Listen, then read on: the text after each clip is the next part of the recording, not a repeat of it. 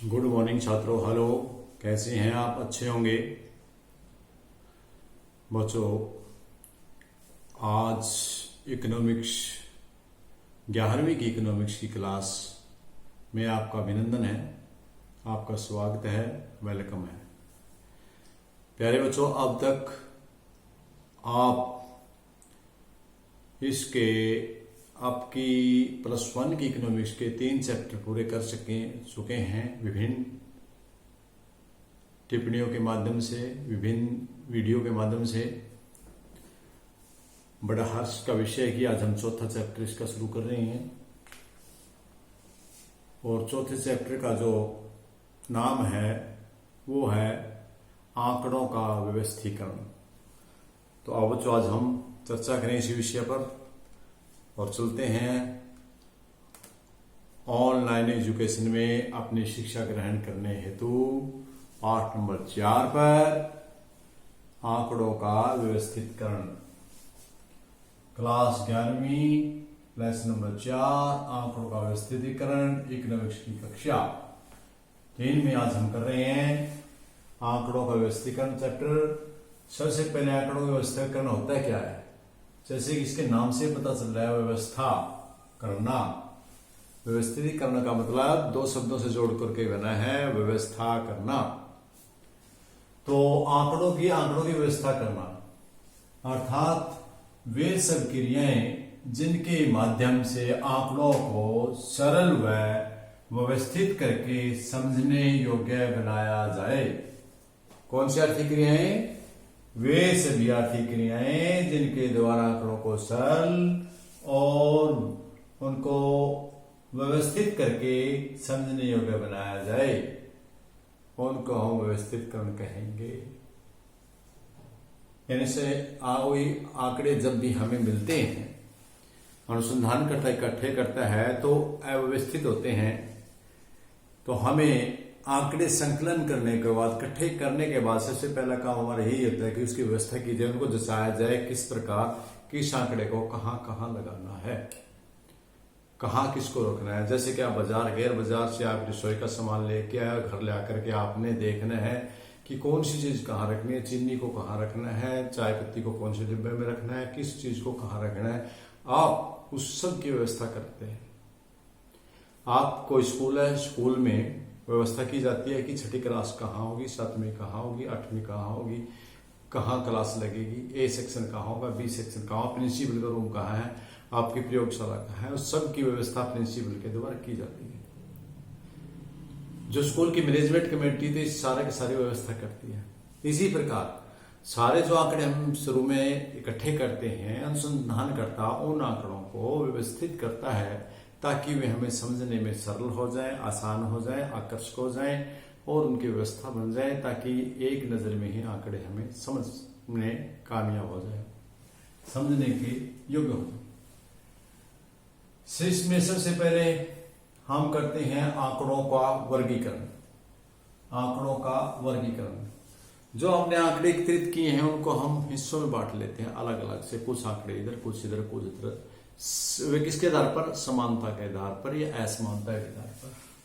जैसे कि यहां लिखा है, जिसके द्वारा आंकड़ों का उनकी समानता, इस पर ध्यान देने की जरूरत है, समानता व असमानता के आधार पर विभाजन किया जाता है। विभाजन मैंने बांटना। प्यारे विद्यार्थियों, यहां आपको बड़े आसानी से समझ में आ जाएगा कि आंकड़ों को एक जैसे समरूप आंकड़ों को एक तरफ किया जाता है, असमरूप आंकड़ों को एक तरफ किया जाता है। उन्हें तुलनात्मक दृष्टि से या समानता की दृष्टि से अलग अलग वर्गों में बांट दिया जाता है और वर्गों में बांटने का नाम ही वर्गीकरण है।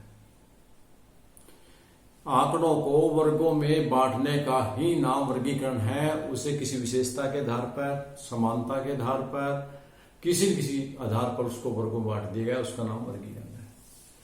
तो आज हम चलते हैं। सबसे पहले वर्गीकरण का उद्देश्य क्या है? इजी चैप्टर है बिल्कुल, यदि आप ध्यान से करेंगे। वर्गीकरण का उद्देश्य क्या? सबसे पहला है आंकड़ों को सरल व संक्षिप्त करना। अनुसंधानकर्ता जब आंकड़े इकट्ठे करता है तो बिखरी व्यवस्था में होते हैं उनको सरल करने के लिए हम उसका आंकड़ों का वर्गीकरण करते हैं या संक्षिप्त करने के लिए आंकड़ों को हम करते हैं। कोई समझने में भी दिक्कत होती है। जैसे कि मान लिया हमारे स्कूल में व्यवस्थित रूप से कहीं क्लास कोई कहीं लगे तो हमें समझने में बड़ी दिक्कत होगी। कोई बाहर से आदमी आया कक्षा में जाना है तो कहाँ ढूंढता फिरेगा उसको।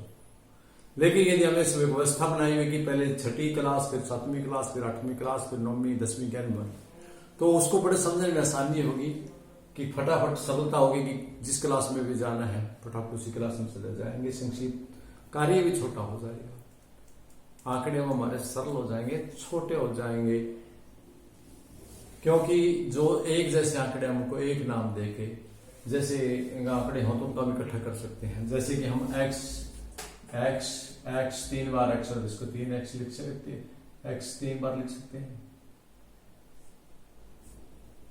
यदि आंकड़ों को हम छोटा कर देंगे किसी भी प्रकार से करें उनको। दूसरा, उपयोगिता के आधार पर आंकड़ों का पहला उद्देश्य था सरल करने के लिए और संक्षिप्त करने के लिए, यह उद्देश्य होता है। दूसरा, उपयोगिता, उपयोगी बनाने के लिए आंकड़ों को। जब अनुसंधानकर्ता आंकड़े इकट्ठे करता है तो वो उपयोगी और अनुपयोगी दोनों का मिश्रण होता है। कुछ आंकड़े हम साथ साथ इसलिए भी इकट्ठे कर लेके आते हैं लेकिन वो हमारे लिए उपयोगी नहीं होते। जब हम वर्गीकरण करते हैं तो उन आंकड़ों की छटनी हो जाती है। जो उपयोगी आंकड़े होते हैं हमारे अलग आ जाते हैं, अनुपयोगी आंकड़े अलग हो जाते हैं। अगला, विभेदीकारी। जब अनुसंधानकर्ता आंकड़े इकट्ठे करता है तो उसमें अनुसंधानकर्ता आंकड़ों का भेद नहीं होता, लेकिन ज्यों ज्यों ही आंकड़े समानता और असमानता पर अलग अलग बांट दिए जाते हैं तो उनमें विभेद आ जाता है। तुलनात्मक अध्ययन, तुलनात्मक योग्य, तुलना के योग्य बनाना। मिक्सचर आंकड़ों में कोई तुलना नहीं हो सकती, मिक्सचर आंकड़ों को तुलना नहीं हो सकती। जब उन आंकड़ों को हम अलग अलग वर्गों में बांट देते हैं विशेषता के आधार पर तो उनमें आपसे तुलना भी कर सकते हैं कि ये आंकड़े उनसे ज्यादा है, कम है, ये विशेषता के आधार। और इसके आगे वैज्ञानिक आधार प्रदान करना। अव्यवस्थित आंकड़े वैज्ञानिक आधार नहीं होते क्योंकि उनको ढूंढना बड़ा कठिन है, बड़ी दिक्कत है। लेकिन वैज्ञानिक जहां सब बताएगा वहां सब काम सिस्टमेटिक ढंग से होता है। जहां आंकड़े जब वर्गीकरण किया जाता है वो एक सिस्टम से आ जाते हैं, इसलिए उनको हम वैज्ञानिकरण भी कहते हैं। लेकिन अव्यवस्थित आंकड़े सिस्टमेटिक ढंग से ना होने के कारण उसको हम वैज्ञानिक नहीं कह सकते। तो यदि हमारे जो वर्गीकरण के उद्देश्य हैं वो हम आंकड़ों का वर्गीकरण क्यों करते हैं? एक तो आंकड़ों को सरल करने के लिए, संक्षिप्त करने के इस उद्देश्य को ध्यान में रखते हैं। दूसरा, उपयोगिता को ध्यान में रखते हैं।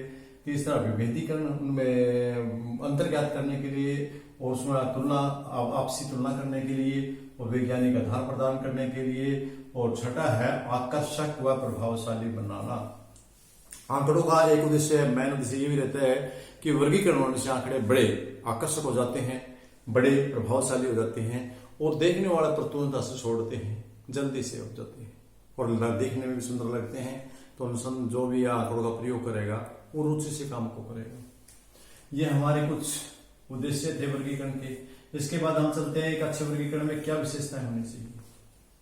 एक जो वर्गीकरण हम आंकड़ों का करते हैं उसमें खास बात क्या क्या होनी चाहिए।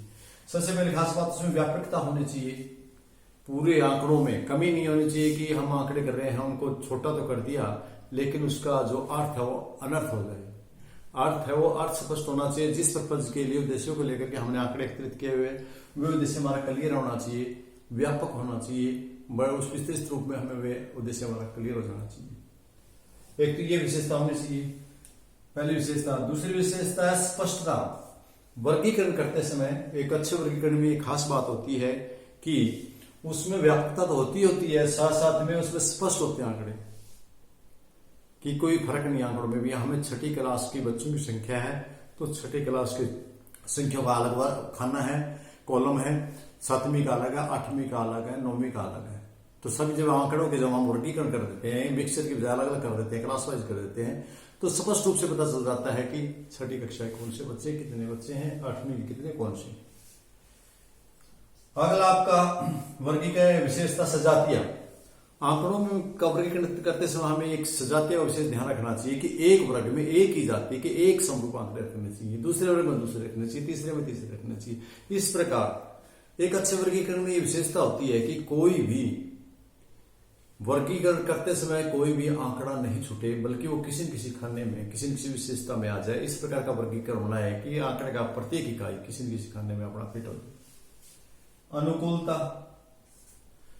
आंकड़े वे हमारे उद्देश्य के अनुकूल होने चाहिए, उद्देश्य से उनको भटके नहीं होने चाहिए। मान लिया हमें छात्रों की संख्या देखनी है या छात्रों की संख्या देखनी है तो स्कूल में जाकर छात्रों की संख्या गिननी है, उनकी करनी है। किताबों की यदि हम संख्या लिखें तो उनका कोई उद्देश्य नहीं है। हम स्कूल के बेंचों की गणना करने का उद्देश्य हमारा तो बंद स्कूल के बेंचों की संबंधित होने चाहिए, संख्या से बच्चों की संख्या का वहां कोई लेना देना नहीं है। तो इस प्रकार अनुकूल उद्देश्य का अनुकूल ही वर्गीकरण किया जाना चाहिए। वर्गीकरण करते समय हम जो वर्गीकरण करते हैं उसमें बच्चों की संख्या है तो बच्चों की संख्या देखो, छठी क्लास की संख्या, सातवीं क्लास की संख्या, ये नहीं कि बेंचों की संख्या, इस बेंचों की संख्या, इस बेंचों की संख्या। उद्देश्य के अनुकूल वर्गीकरण किया जाना चाहिए। शिथिलता, शिथिलता होनी चाहिए आंकड़ों में। यो नहीं कि भाई उन एक आंकड़ा एक वर्ग में रख दिया है तो ये इसमें आएगा या इसमें आएगा, ये इस आंकड़ा इसमें किस में रखें। वर्गीकरण इस प्रकार करना चाहिए कि किसी आंकड़ा एक फिक्स अवस्था में आ जाए, एक फिक्स लाइन में आ जाए, एक फिक्स वर्ग में आ जाए, ये कंफ्यूज नहीं होना चाहिए, उसके अंदर स्थिरता होनी चाहिए। लोचदार, आखिरी इसकी विशेषता है कि लोचदार होना चाहिए। अनुसंधानकर्ता का यदि किसी कारण से उद्देश्य में थोड़ा मोटा परिवर्तन आए तो अपने उद्देश्य के परिवर्तन के अनुसार उन आंकड़ों में परिवर्तन भी कर सके। तो प्यारे विद्यार्थियों, एक अच्छे वर्गीकरण के लिए व्यापकता, स्पष्टता, सजातीय, अनुकूलता, शिथिलता और लोचता, इन गुणों का होना, इन विशेषताओं का होना आवश्यक है। तो एक अच्छी वर्गीकरण वही होगा जिसमें ये विशेषता है। तो मेरे हिसाब से आज के लिए इतना ही काफी है। इस चैप्टर के हम और आगे के पार्ट अगली वीडियोज में देखते रहिए। ऑनलाइन एजुकेशन सिस्टम से घर बैठे कोरोना के टाइम में भी अपनी शिक्षा को आगे बढ़ाते रहें, पूरी करते रहें। और इन शब्दों के साथ आप सभी लोगों का आभार है, आप सभी लोगों का बहुत बहुत धन्यवाद।